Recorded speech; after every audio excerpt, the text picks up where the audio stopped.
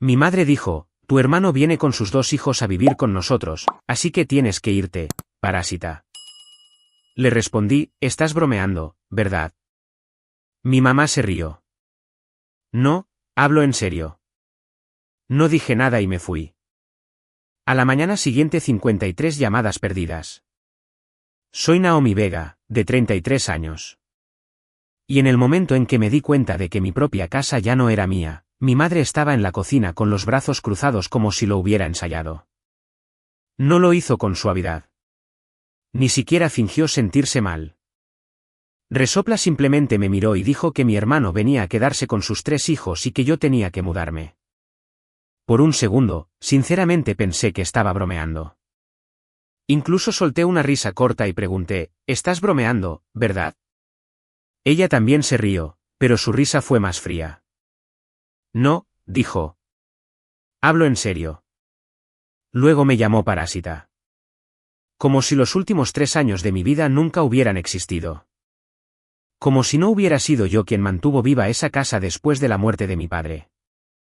Como si no hubiera pagado facturas en esa cocina, surtido recetas, resuelto emergencias, perdido oportunidades y construido silenciosamente toda mi vida en torno a asegurarme de que ella nunca tuviera que desmoronarse sola. No grité. No lloré delante de ella. Solo me quedé allí, mirando a la mujer para quien había reajustado mi futuro, y me di cuenta de que ya había hecho espacio para otra persona en su corazón y en esa casa. Me fui sin decir una palabra más. A la mañana siguiente, me desperté con 53 llamadas perdidas. Fue entonces cuando supe que esto era más grande que una cruel conversación en la cena. Algo había sucedido después de que me fui. Algo que nunca vieron venir. Y de repente, las mismas personas que estaban dispuestas a echarme no paraban de llamarme. Hace 3 años, antes de que alguien me llamara parásita, vivía en un apartamento de una habitación al otro lado de la ciudad y construía una pequeña vida tranquila que finalmente sentía mía. Tenía un trabajo estable como coordinadora de operaciones para una empresa de suministros médicos, una rutina decente, una cuenta de ahorros que crecía lentamente y un plan para algún día iniciar mi propio servicio de organización financiera para mujeres que intentaban reconstruirse después de un divorcio o una deuda. No era glamuroso, pero era mío. Luego, mi padre murió tan repentinamente que dividió el tiempo en antes y después. Una semana discutía conmigo sobre si cambié el aceite de mi coche a tiempo. Y la semana siguiente estaba de pie con un vestido negro junto a un ataúd, viendo a mi madre parecer que había envejecido 10 años en 10 días. Después de ese funeral, la casa comenzó a desmoronarse casi tan rápido como ella. Las facturas se apilaban sin abrir en la encimera de la cocina. Dejó de controlar su medicación. Dejó de cocinar. Apenas dormía. Y cuando lo hacía, se despertaba llorando. La hipoteca estaba atrasada. El horno necesitaba reparaciones. Los impuestos de la propiedad estaban vencidos. Mi hermano Derek Vega llamó 2 veces, dijo que lo sentía, dijo que las cosas eran complicadas y luego desapareció de nuevo en su propia vida. Yo fui la que se quedó.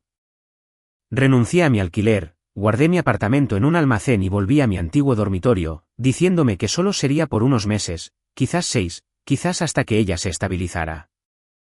Esa fue la mentira que me dije a mí misma porque la verdad habría sido demasiado deprimente. A partir de ese momento, mi vida se convirtió en un sistema construido en torno a mantener viva esa casa. Me levantaba temprano para asegurarme de que mi madre, Elena, comiera algo antes de tomar sus pastillas. Me encargaba de las compras, los pagos de servicios, los trámites del seguro, el problema sorpresa de fontanería en invierno, la gotera del tejado en primavera y cada costo oculto que viene con una casa lo suficientemente antigua como para tener historia y problemas en igual medida. Pagué la mayor parte de la hipoteca cuando sus ahorros escasearon. Cubrí la reparación del horno cuando la unidad vieja se estropeó en enero. Me hice cargo del calendario de pago de impuestos para que el condado dejara de enviar avisos finales en tinta roja. En el trabajo, dije no a oportunidades que habrían requerido más horas o viajes porque alguien tenía que estar en casa si el electricista llegaba tarde o si mi madre tenía otro mareo. Y lo extraño es que entonces no lo resentí. Pensé que esto era lo que hacía la familia. Pensé que el sacrificio significaba amor. Mi madre y yo incluso nos acercamos en esos años. O al menos creí que lo hicimos. Veíamos programas de crímenes juntas mientras doblábamos la ropa. Compartíamos comida para llevar los viernes cuando yo estaba demasiado cansada para cocinar. A veces me miraba con lágrimas en los ojos y decía que no sabía qué habría hecho sin mí. Y cada vez que lo decía, creía que importaba. Creía que estaba construyendo algo sólido con ella. No solo rescatándola de una mala temporada, sino ganándome un lugar en su vida que nadie podría borrar. Esa fue la versión de nuestra historia que llevé en mi pecho hasta la noche en que me miró a la cara y actuó como si hubiera estado viviendo de su amabilidad todo el tiempo. Si soy honesta, la traición no comenzó en la mesa. Comenzó meses antes de maneras más pequeñas, de esas que son fáciles de ignorar cuando estás exhausta y todavía desesperada por creer lo mejor de alguien. Derek Vega siempre había sido el tipo de hombre que la gente excusaba antes incluso de que se equivocara.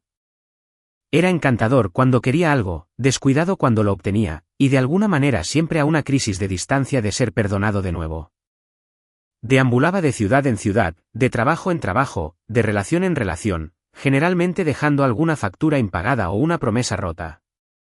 Era mayor que yo, pero mi madre lo había tratado como un prodigio frágil la mayor parte de nuestras vidas, como si el mundo fuera demasiado duro para él, y el resto de nosotros debíamos amortiguar su caída. Llamaba lo suficientemente a menudo como para mantenerse en sus buenos libros y desaparecer antes de que cualquier responsabilidad real pudiera caer sobre él. Así que cuando ella comenzó a sonreír de nuevo a su teléfono, a hacer llamadas privadas en el cuarto de lavado y de repente a hacer preguntas sobre mi horario de trabajo que se sentían demasiado específicas para ser casuales, lo noté. Simplemente aún no entendía la forma que tomaría. Por la misma época, un hombre de su grupo de la iglesia comenzó a aparecer con más frecuencia. Su nombre era Ron Molina, y desde el minuto en que entró en nuestra casa, se comportó como alguien que estaba probando si podía reorganizar los muebles sin que le dijeran que no. Era educado en público, presumido en privado, y tenía la costumbre de decir cosas groseras con una risa al final, como si eso las convirtiera en bromas. Me miraba durante la cena y me preguntaba si alguna vez había considerado conseguir mi propio lugar de nuevo. O decía cosas como, debe ser agradable tener una red de seguridad incorporada. Me seguía diciendo a mí misma que podría tolerarlo si hacía feliz a mi madre. Pero empecé a notar que ella cambiaba a su alrededor. Se volvía más áspera conmigo, más defensiva, más dispuesta a reescribir los hechos en tiempo real. La cocina que yo limpiaba de repente nunca estaba lo suficientemente limpia. Los comestibles que compraba eran de alguna manera incorrectos. La casa que había estado manteniendo durante años se convirtió, en su nueva versión de la realidad, en el lugar donde me había sentido demasiado cómoda. Luego vinieron las señales físicas. Una pila de formularios de inscripción escolar apareció en la mesa del comedor y desapareció cuando entré. El garaje fue limpiado sin ninguna razón que alguien pudiera explicar. Resopla 3 colchones individuales fueron entregados un viernes por la tarde mientras yo todavía estaba en el trabajo. Y cuando pregunté por ellos, mi madre dijo que la iglesia estaba haciendo una colecta de donaciones y cambió de tema antes de que pudiera insistir. Un sábado, llegué a casa de una carrera a la farmacia y encontré 2 cajas de mi ropa de invierno selladas con cinta cerca de las escaleras del sótano. Ella me dijo que solo me estaba ayudando a organizar. Otra noche, la escuché reír suavemente por teléfono y decir, no, ella todavía no tiene ni idea. Esa frase se me clavó como una astilla. Maya, mi mejor amiga, me dijo que algo andaba mal mucho antes de que yo lo admitiera. Estábamos tomando café después del trabajo cuando me dijo, Naomi, estás actuando como alguien que sabe que se avecina una tormenta y sigue fingiendo que solo es viento. Me reí porque no quería parecer paranoica, pero en el fondo ya me estaba preparando. Lo que finalmente rompió mi negación fue la forma en que mi madre me preguntó una noche, muy casualmente, si podría despejar mi armario pronto porque podríamos necesitar más espacio de almacenamiento para invitados. Invitados, no familia, no niños, invitados. Como si la habitación en la que había estado durmiendo durante 3 años, la habitación a la que había regresado mientras reconstruía su vida con mi propio dinero y tiempo, ahora pudiera ser reasignada con una frase vaga. Incluso entonces, todavía intenté decirme a mí misma que todo saldría bien. Me dije que ella nunca me humillaría de verdad. Me dije que había límites que ni siquiera ella cruzaría. Aún no sabía que ella ya los había cruzado en su mente mucho antes de decir las palabras en voz alta. La noche en que todo finalmente se desveló comenzó con mi cena favorita, lo cual debería haberme advertido de inmediato. Mi madre, Elena, solo cocinaba así cuando quería que una conversación saliera a su manera. Hizo un asado de olla con puré de papas como a mi padre le encantaba, puso los platos buenos e incluso abrió una botella de vino en una noche de semana. Ron Molina también estaba allí, fingiendo ayudar mientras mayormente merodeaba. Todo se sintió escenificado desde el momento en que entré, pero estaba demasiado cansada para empezar una discusión antes de que una siquiera hubiera comenzado. Me quité la ropa de trabajo, bajé y me senté a la mesa, tratando de ignorar la extraña y tensa sonrisa en el rostro de mi madre. Durante los primeros 10 minutos, ella hizo una charla tan artificial que en realidad me puso más nerviosa de lo que lo habría hecho el silencio. Luego dejó su tenedor, me miró directamente y dijo que Derek Vega regresaría. Me quedé helada. Ella siguió hablando antes de que pudiera procesarlo. Él había estado pasando un mal momento. Las cosas se habían desmoronado. Venía con los niños y necesitaban estabilidad. Esa parte por sí sola no me enfureció. Me sorprendió, sí, pero ya estaba calculando cómo podríamos hacerlo funcionar. Pensé que tal vez los niños podrían usar la habitación de invitados y tal vez podríamos convertir la oficina en otra habitación por un tiempo. Todavía estaba tratando de resolver el problema cuando ella dijo la parte que lo cambió todo. Dijo que los niños necesitaban más espacio y que Derek Vega necesitaba tiempo para recuperarse, así que yo necesitaba mudarme para el fin de semana. De hecho, me reí porque la frase era tan absurda que mi cerebro la rechazó al instante. Le pregunté si estaba bromeando. Ella sonrió de una manera extraña y ligera, como si disfrutara de lo atónita que me veía, y me dijo que hablaba completamente en serio. Recuerdo que la miré fijamente, esperando algún tipo de corrección, alguna explicación que lo hiciera todo menos descabellado. Pero en cambio, ella redobló la apuesta. Dijo que Derek Vega tenía 3 hijos en quienes pensar. Dijo que yo era adulta y capaz. Dijo que me había quedado allí el tiempo suficiente. Y entonces Ron Molina, que no tenía derecho legal, ni derecho moral, y ciertamente ninguna historia emocional en esa casa, se recostó en su silla y dijo, quizás este era el empujón que necesitabas para finalmente construir tu propia vida. Los miré a ambos y sentí algo frío moverse a través de mí. No dolor al principio, claridad. Le recordé con calma al principio que yo era quien había estado pagando la mayoría de las facturas. Le recordé que cuando el horno murió, yo pagué por él. Cuando el tejado comenzó a gotear, también pagué por eso. Cuando llegó el aviso de impuestos de propiedad con penalizaciones, yo cubrí la brecha. Le recordé que Derek Vega no había estado aquí cuando ella no podía levantarse de la cama. Cuando la llevé a especialistas, cuando me senté en salas de emergencia con ella, cuando rechacé ascensos porque alguien tenía que mantener esta casa funcionando, ella no pareció avergonzada.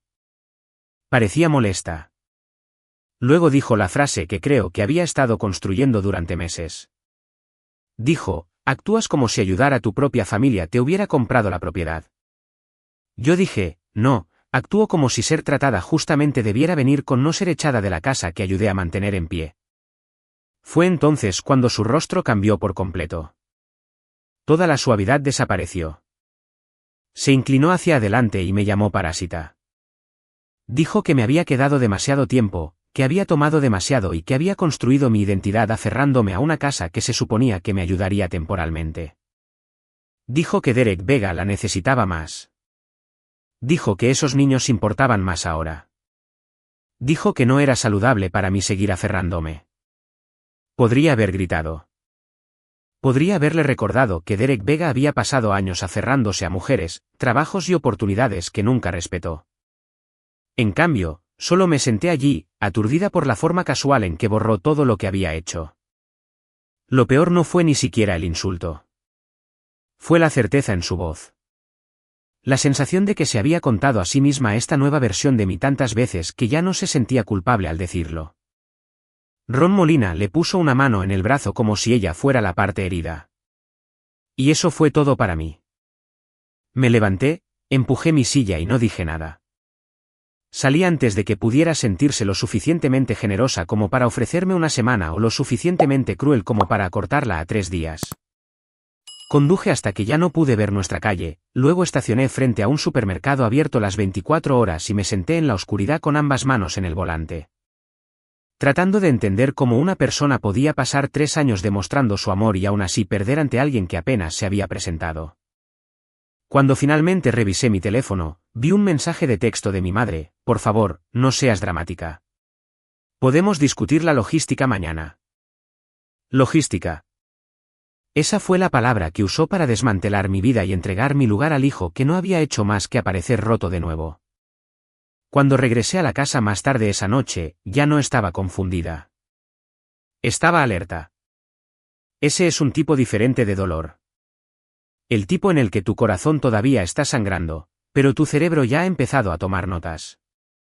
La casa estaba en silencio cuando entré, pero la evidencia de lo que habían planeado estaba por todas partes una vez que dejé de mirarla como una hija y comencé a mirarla como alguien a quien estaban desalojando. 2 de las fotos enmarcadas de mi padre habían sido retiradas del pasillo y apoyadas contra la pared del lavadero para hacer espacio para algunas calcomanías de pared baratas para niños que aún estaban en una bolsa de compras. El armario de la ropa de cama estaba medio vacío. La puerta de mi dormitorio estaba abierta, y dentro mi madre ya había movido una caja de mis zapatos al pasillo, como si el impulso por sí solo pudiera hacerme desaparecer. Me senté en mi cama, abrí mi laptop y decidí que antes de volver a llorar, iba a averiguar exactamente cuánto tiempo habían estado tramando esto. La respuesta llegó más rápido de lo que esperaba. La cuenta conjunta del hogar que usaba para las facturas mostraba un retiro de $4,000 realizado 2 días antes por mi madre en la sucursal local. Ese dinero no había salido de la nada. Eran principalmente fondos que yo había transferido con el tiempo para impuestos, reparaciones y costos de emergencia. Seguí deslizando y encontré retenciones de pago para tiendas de muebles y una confirmación de entrega de literas. Luego encontré el verdadero golpe. Mi madre había querido enviarle un correo electrónico a otra persona, pero yo todavía tenía acceso a la cuenta de escritorio compartida del hogar que ella usaba a veces, y allí, en la carpeta de enviados, había un hilo entre ella, Derek Vega y un amigo de la iglesia. El asunto era, configuración de la habitación. En él, hablaban de coordinar mi mudanza, si sería más fácil si yo estaba en el trabajo cuando llegaran los niños, y lo incómodo que sería si yo montaba una escena. Un mensaje de Derek Vega decía: solo asegúrate de que Naomi esté fuera antes de que lleguemos. No quiero que los niños estén cerca de tanta tensión. Otro de mi madre decía: una vez que ella finalmente se vaya, la casa puede volver a sentirse como familia. Leí esa línea 3 veces. Como familia de nuevo. Como si yo hubiera sido una extraña durmiendo en un rincón todos esos años, no la persona que pagaba para mantener las luces encendidas en la misma casa que ella reclamaba. También había un mensaje de voz de Derek Vega que llegó mientras yo estaba fuera. Lo escuché de pie en mi habitación, con una mano apretada contra la frente. Sonaba irritado, no avergonzado. Le dijo a mi madre que estaba exhausto, que los niños estaban cansados de vivir de maletas y que yo más valía que no dificultara las cosas porque ya habían pasado por suficiente. No pidió hablar conmigo. No me agradeció lo que había hecho por nuestra madre. Habló de mí de la forma en que la gente habla del clima que se interpone en un plan. Ese fue el momento exacto en que algo en mí dejó de esperar justicia y comenzó a construir una estrategia. A la mañana siguiente, llamé tarde al trabajo y fui directamente a ver a Sofía López, una excompañera de universidad que ahora se encargaba de disputas entre inquilinos y propiedades. Le conté todo sin edulcorar nada: mis años de pagos, mi prueba de residencia, las reparaciones que había financiado, la falta de notificación formal, el retiro de dinero, los correos electrónicos. Ella escuchó sin interrumpir, luego me dijo lo que nadie en esa casa esperaba que yo supiera. A los ojos de la ley, yo no era solo una hija durmiendo en una habitación libre. Era una residente establecida con protecciones para inquilinos. Mi madre no podía legalmente echarme con un discurso sobrasado y una fecha límite sacada de la nada. Sofía López también dijo que, si bien la casa aún podría estar a nombre de mi madre, mis contribuciones financieras documentadas me daban ventaja, especialmente cuando estaban vinculadas a un mantenimiento importante del hogar y cuentas de gastos compartidas. No prometió milagros, pero me dio algo mejor. Me dio lenguaje. Me dio postura. Me dio opciones. Desde su oficina, llamé a Maya. Y esa tarde, ella me había conectado con un arrendador que tenía un apartamento de una habitación disponible de inmediato. Era pequeño, encima de un dúplex tranquilo en una calle lateral a 10 minutos de mi oficina con suelos de madera gastados y una iluminación terrible en la cocina. Y lo quise en el segundo en que entré porque cada centímetro se sentía honesto. Nadie allí me llamaría familia mientras me trataba como un problema. Firmé el contrato de arrendamiento ese día. El resto de esa semana, me convertí en una mujer que mi madre nunca se había molestado en imaginar. Eficiente, silenciosa, sin sentimentalismos. Abrí una nueva cuenta bancaria y moví mis fondos personales. Imprimí cada recibo que tenía de reparaciones, transferencias hipotecarias, servicios públicos y pagos de impuestos. Empaqué en capas, comenzando con cosas, luego ropa, luego electrónica, llevando pequeñas cargas a mi nuevo lugar después del trabajo para que nadie notara cuánto estaba desapareciendo. En casa, me mostré complaciente. Le dije a mi madre que estaba buscando opciones. Le dije a Ron Molina que el mercado de alquiler estaba más difícil de lo que esperaba. Les dejé creer que el pánico me había vuelto pasiva.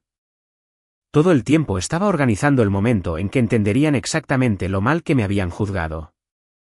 El viernes por la mañana, mi madre, Elena, salió temprano para encontrarse con Derek Vega y los niños en el aeropuerto. Ron Molina planeaba encontrarse con ellos en el camino de regreso.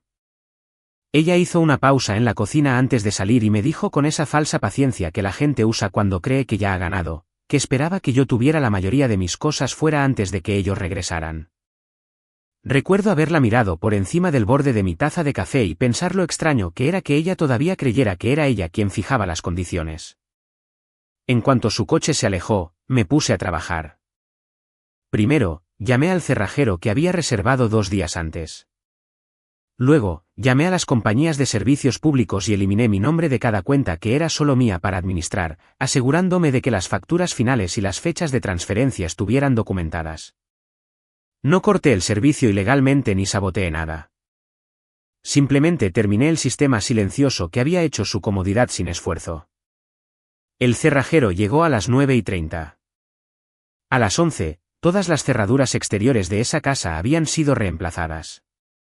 Mientras él trabajaba, Maya y uno de mis compañeros de trabajo, Julián, me ayudaron a sacar los últimos muebles y las cajas que había dejado atrás para evitar sospechas. Solo me quedé con lo que era mío. No toqué las cosas de mi madre. No dañé nada.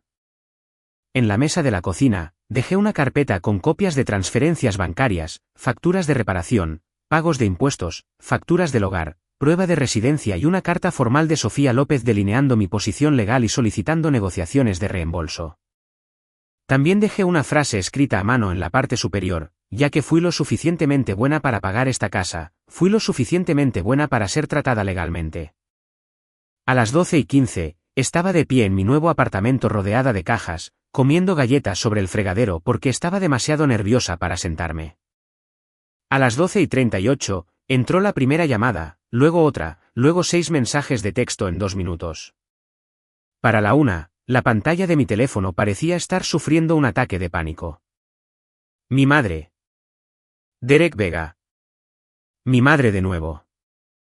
Derek Vega de nuevo. Un número desconocido que supuse que era Ron Molina. 2 números desconocidos más. Probablemente contactos del aeropuerto o alguien usando otro teléfono. Como no respondía, los dejé acumularse. Cuando finalmente revisé, tenía 53 llamadas perdidas. 53. Ese fue el número con el que me desperté en mi nueva vida. Y fue casi gracioso. La gente que no tenía problemas en imaginarme fuera de repente no podía funcionar sin acceso a lo que yo había estado manteniendo unido. El buzón de voz de mi madre fue el primero que escuché.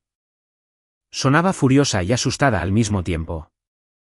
Exigió saber dónde estaba, por qué las llaves no funcionaban, por qué no respondía y qué tipo de truco creía que estaba haciendo. El mensaje de Derek Vega fue peor. Estaba maldiciendo, diciendo que los niños estaban cansados, diciendo que yo estaba loca, diciendo que no tenía derecho a dejarlos fuera. No derecho. Esa frase me hizo reír a carcajadas en mi cocina vacía. A las 2, regresé a la casa. No me apresuré. Quería que esperaran. Cuando giré hacia nuestra calle, vi la escena completa desde la mitad de la cuadra. Maletas en el porche. 3 niños cansados, cabizbajos por el calor de la tarde. Derek Vega paseando frente a la puerta como un hombre audicionando para el papel de víctima. Mi madre, Elena, de pie, rígida y con la cara roja, con su teléfono en la mano. Ron Molina intentando de nuevo la manija como si pudiera ceder por respeto a su confianza. Y porque la venganza nunca es tan satisfactoria sin testigos, 2 vecinos trabajando en sus jardines con el tipo de concentración que solo ocurre cuando la gente finge no escuchar. Estacioné al otro lado de la calle, salí y caminé hacia ellos, sin llevar nada más que mis llaves y la calma que habían confundido con debilidad durante demasiado tiempo. Mi madre se giró primero. Su rostro cambió de indignación a incredulidad en el segundo en que me vio. Naomi, dijo, ¿qué hiciste? Yo dije, aseguré mi residencia. Derek Vega espetó que había perdido la cabeza. Uno de los niños preguntó si ya no se les permitía vivir allí. Y por medio segundo, odié a todos los adultos en ese momento por poner a los niños en medio de un juego de poder que ellos no habían creado. Ron Molina se acercó a mí y me preguntó si entendía lo inaceptable que era esto. Le dije que yo entendía la ley mucho mejor que él. Luego se la expliqué clara y lentamente, no porque ellos merecieran paciencia, sino porque yo merecía escucharme decirlo sin temblar. Le dije a mi madre que no había dado el aviso adecuado. Le dije a Derek Vega que ya no se mudaría a una casa gratuita mantenida por trabajo invisible. Les dije a los 3 que había documentado más de 3 años de contribución financiera a esa propiedad y que cualquier intento adicional de forzarme a salir sin un proceso se manejaría a través de canales legales. Mi madre intentó interrumpirme, diciendo que era su casa, pero la interrumpí y le recordé que durante 3 años ella había estado más que feliz de dejarme actuar como propietaria cuando había que pagar las facturas. Derek Vega ladró que los niños necesitaban un lugar para dormir. Dije que ese era un problema que él debería haber considerado antes de planear mi desalojo, como una entrega de muebles. Ron Molina dijo que estaba humillando a mi madre en público. Dije que ella debería haber pensado en la humillación pública antes de llamar parásita a la hija que la mantuvo a flote. Eso lo calló por un segundo. Lo más satisfactorio no fue su ira. Fue su confusión. Habían construido todo este plan asumiendo que yo lloraría, suplicaría, quizás me iría en el caos, y luego desaparecería en silencio con los restos de dignidad que me dejaran. No se habían preparado para el papeleo. No se habían preparado para el vocabulario legal. No se habían preparado para que yo apareciera serena y ya con vivienda. Le entregué a mi madre una nueva llave y le dije que podía entrar a la casa porque no me interesaba dejar a los niños fuera. Pero el asunto de mi desalojo y el reembolso procederían en términos legales y por escrito. Le dije que la carpeta en la mesa de la cocina explicaba todo. Le dije que me había mudado porque ya no tenía intención de vivir con personas que podían sonreír mientras me borraban, pero que mudarme voluntariamente no borraba lo que me debían. Derek Vega me acusó de extorsión. Le dije que no. La extorsión habría implicado amenazas. Esto era contabilidad. Mi madre me miró entonces con algo que no había visto en mucho tiempo. Ni amor, ni orgullo, ni siquiera culpa. Era miedo mezclado con reconocimiento. Se estaba dando cuenta, quizás por primera vez, de que ser la hija confiable no significaba que me quedaría obediente para siempre. Uno de los niños tiró de la manga de Derek Vega y preguntó si por favor podían entrar. Mi hermano masculló algo por lo bajo y le arrebató la llave a mi madre. Me hice a un lado y mientras arrastraban su equipaje a la casa que yo prácticamente había subvencionado, le di a mi madre una última frase antes de darme la vuelta. Le dije, tenías razón en una cosa. Debí haber construido mi propia vida. Solo debí haberlo hecho antes de que confundieras mi amor con permiso para usarme. Luego regresé a mi coche mientras sus voces me seguían por la entrada, más fuertes y feas a cada paso. Y por primera vez en 3 años, nada de eso era mío para arreglar. Lo que pasa con la venganza, al menos del tipo que realmente cambia tu vida, es que rara vez es un solo momento dramático. Es una transferencia de peso. Dejas de cargar lo que te aplastaba, y las personas que lo pusieron allí finalmente sienten lo pesado que era. 6 meses después de ese día, Vivía en un apartamento que todavía tenía una iluminación terrible en la cocina. Pero me encantaba tanto que finalmente dejé de disculparme por la frecuencia con la que hablaba de él. Mi vida se había vuelto más tranquila, más limpia, más honesta. En el trabajo, acepté el ascenso que habría rechazado un año antes. Y con los ingresos extra, lancé oficialmente mi negocio secundario para ayudar a mujeres a organizar sus finanzas después de un divorcio, una deuda o inestabilidad doméstica. Ese trabajo significaba más para mí de lo que puedo explicar.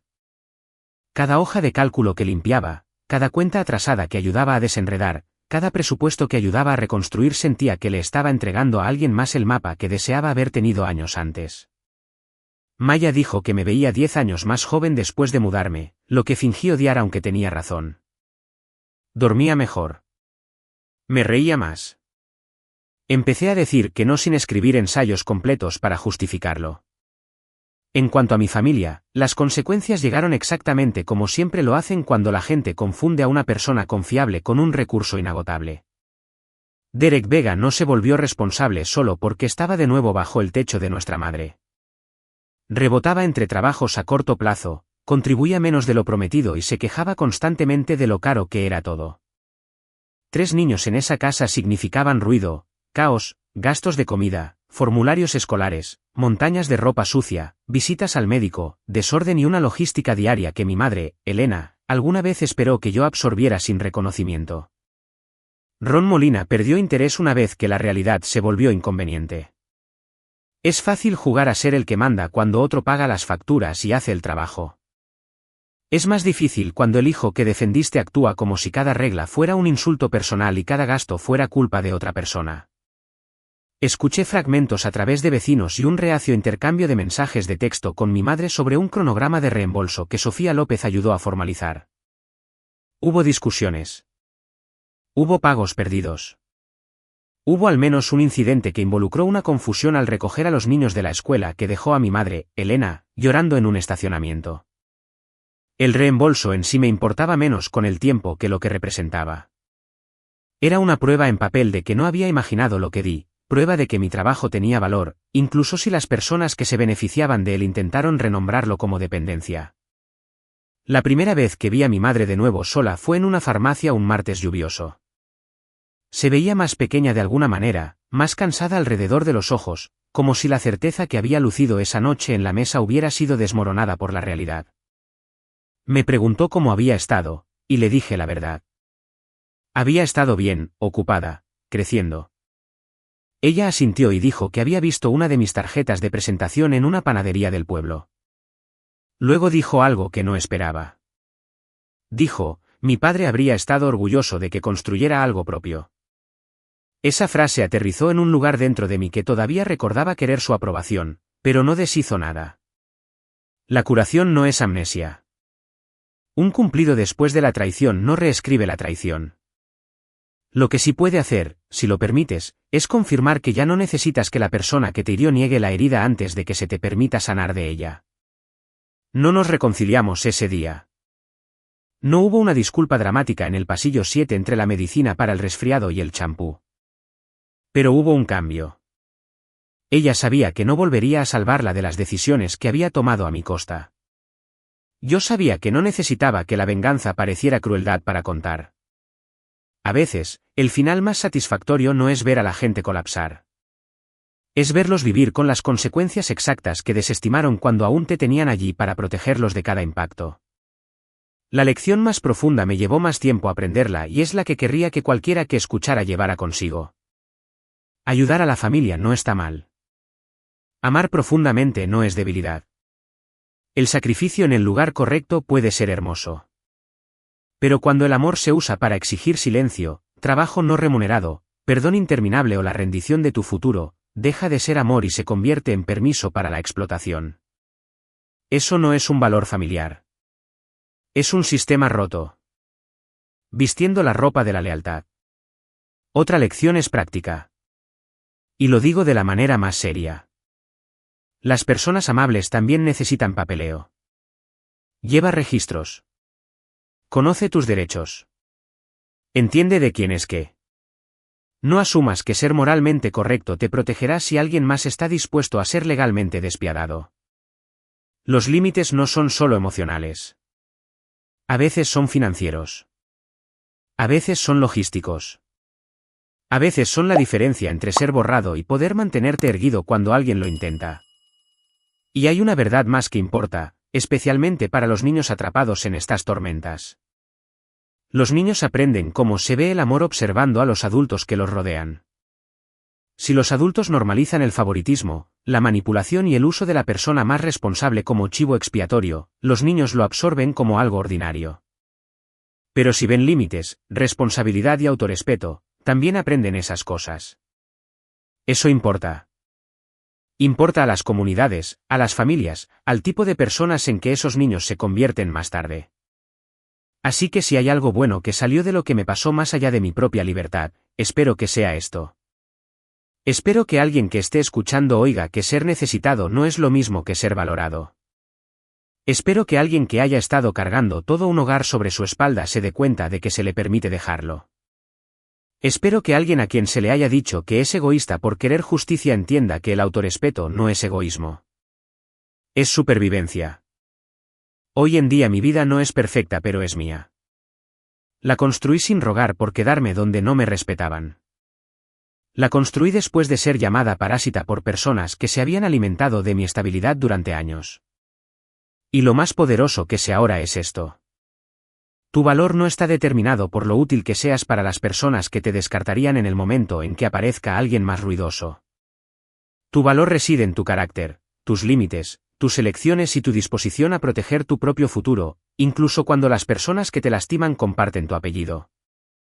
Si mi historia enseña algo, espero que enseñe esto. El amor nunca debe requerir que desaparezcas.